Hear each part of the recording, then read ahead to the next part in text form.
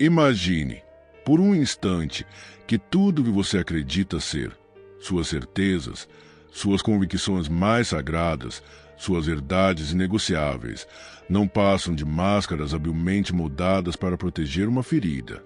Uma ferida tão antiga, tão escondida, que já se confundiu com o próprio rosto. E se, ao contrário do que sempre lhe disseram, não é a razão que lhe guia, mas uma necessidade febril, quase doentia, de estar certo, e se o seu ego, este arquiteto invisível que constrói castelos de certeza, for, na verdade, apenas um escravo em negação, preso ao medo de desaparecer diante do menor sopro de dúvida, você nunca se perguntou por que dói tanto ser contrariado? Porque a crítica, mesmo justa, reverbera como uma humilhação. Há algo nisso que ultrapassa o orgulho comum. É como se cada divergência ativasse um alarme existencial, como se a própria identidade estivesse em jogo. Mas e se não fosse ela? E se fosse só a casca, um espelho trincado que você insiste em chamar de eu? Enquanto cada rachadura revela não força, mas desespero, Nietzsche não diria que você está em busca da verdade, mas que está em guerra contra tudo que ameaça a ilusão que escolheu chamar de verdade. Veja, até mesmo seu impulso de discordar agora, de refutar mentalmente estas palavras, de tentar racionalizar seu desconforto, já é o ego se contorcendo. Ele grita por controle, como uma criança mimada que teme ser esquecida. Mas o que há por trás desse grito? O que resta de você quando não há mais ninguém para vencer, convencer ou submeter? E se o vício em ter razão não for coragem intelectual, mas um tipo sofisticado de covardia? Um abrigo emocional contra o abismo que é viver sem chão? Não espere respostas aqui. Isso seria concessão demais para quem se esconde há tanto tempo atrás das certezas herdadas. A pergunta que lhe ofereço é um veneno doce, e se toda sua argumentação, sua lógica, sua retórica não forem ferramentas da verdade, mas escudos do medo, um medo que nasceu no instante em que você descobriu, talvez ainda criança, que errar era morrer um pouco, que não saber era ser descartado, que ceder era deixar de existir. Desde então, o ego criou um altar onde Deus único é a razão inviolável, e você se ajoelha sem perceber. Agora, respire e olhe em volta. Nada parece fora do lugar, mas algo dentro de você já não está mais no mesmo eixo. Sente isso? A leve vertigem, como se o chão começasse a ceder. É o início, o primeiro rasgo na tapeçaria das suas convicções. Um som sutil, quase inaudível, o estalo do ego ferido tentando manter a fachada.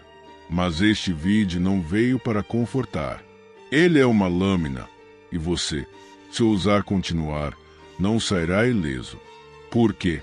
Às vezes, é preciso sangrar certezas para, enfim, tocar a verdade.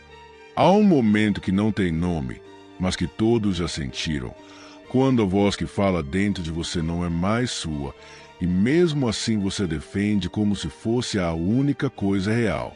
Um instante em que a raiva não nasce de algo externo, mas de uma fratura interna que o outro apenas teve o azar de tocar. Não é sobre o que foi dito, é sobre o que foi ameaçado. Uma palavra, um olhar, uma crítica leve, e de repente seu corpo endurece, seu peito se fecha, seus pensamentos se armam como lanças. Por quê? Porque aquilo que foi ferido não é racional. É um altar primitivo, um território sagrado que chamamos de ego, mas que talvez nunca tenha sido nosso. É o lugar onde escondemos nossas vergonhas mais antigas, nossos gritos infantis engolidos a seco, nossas derrotas que ninguém viu, mas que moldaram tudo o que somos.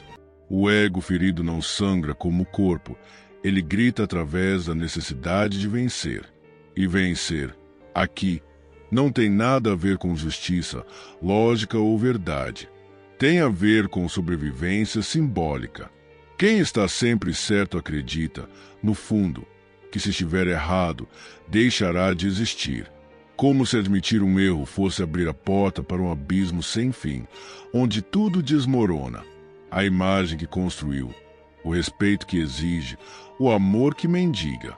E então, como um animal acuado, o ego morde, ataca, humilha e se protege. Mas não se engane, proteger-se não é sinônimo de crescer. É apenas repetir o mesmo medo com trajes mais sofisticados.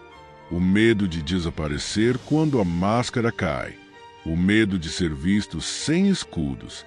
O medo de voltar a ser aquela criança que chorava escondida porque ninguém a escutava. Nietzsche não diria que o ego é vil. Ele diria que ele é fraco. Que sua necessidade de ter razão não é um ato de força, mas um reflexo de impotência. Que o verdadeiro poder não está em vencer debates, mas em suportar o vazio sem desespero, em permitir-se errar sem implodir, em encarar o próprio ridículo sem precisar se defender. Mas quem consegue isso? Quem tem a coragem de se despir diante do espelho da dúvida e não sair correndo? Somos adestrados desde cedo a esconder nossas rachaduras com certezas, a substituir perguntas por dogmas, a recusar o não saber como se fosse uma falência. Crescemos em uma cultura onde estar certo é equivalente a ser digno, onde ter a última palavra é confundido com ter valor. E assim, seguimos aplaudindo nossos próprios disfarces, convencidos de que somos livres, enquanto tudo que fazemos é obedecer a um ego apavorado. Talvez você tenha aprendido cedo demais que errar era perigoso. Talvez tenha vivido cercado por vozes que não perdoavam falhas. Talvez tenha se transformado no mestre da argumentação apenas para que ninguém percebesse o quanto você se sente pequeno por dentro. E o trágico é que funcionou, porque o mundo aplaude quem nunca hesita. O mundo premia quem sabe parecer forte, mas ninguém pergunta o preço que se paga por estar sempre no controle.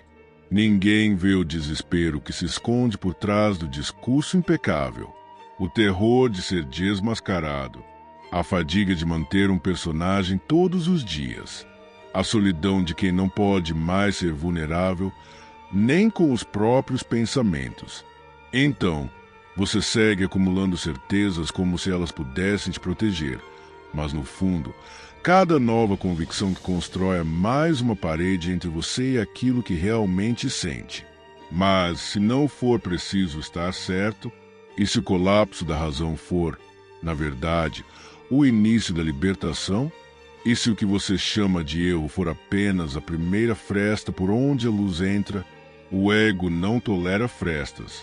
Ele quer muralhas, ele quer trincheiras, ele quer estar acima, mesmo quando já não sabe mais por quê. Mas há algo que o ego não pode conter: a verdade vivida, a verdade que escapa aos discursos, que não precisa de argumentos, que pulsa em silêncios e tremores, a verdade que nos desmonta e nos refaz. E talvez, apenas talvez, você não precise vencer esta vez.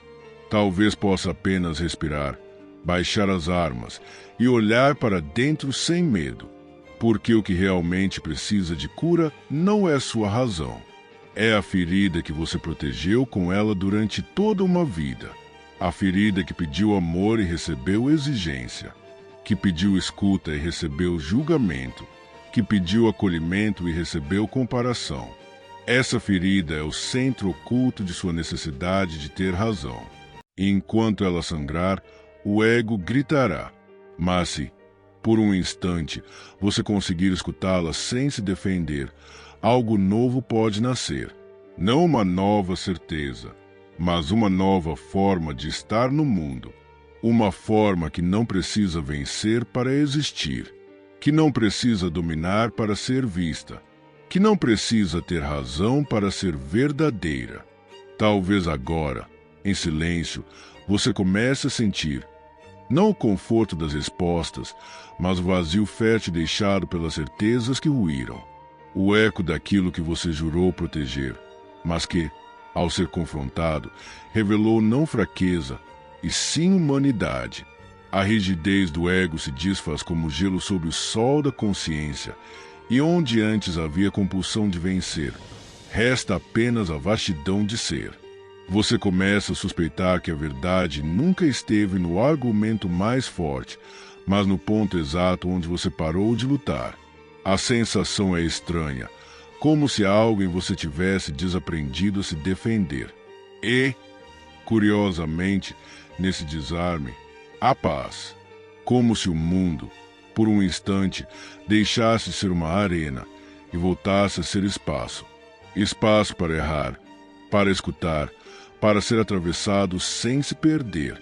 Aquela urgência cega por ter razão perde força, e o que emerge é uma escuta mais profunda, uma vulnerabilidade que não enfraquece, mas revela.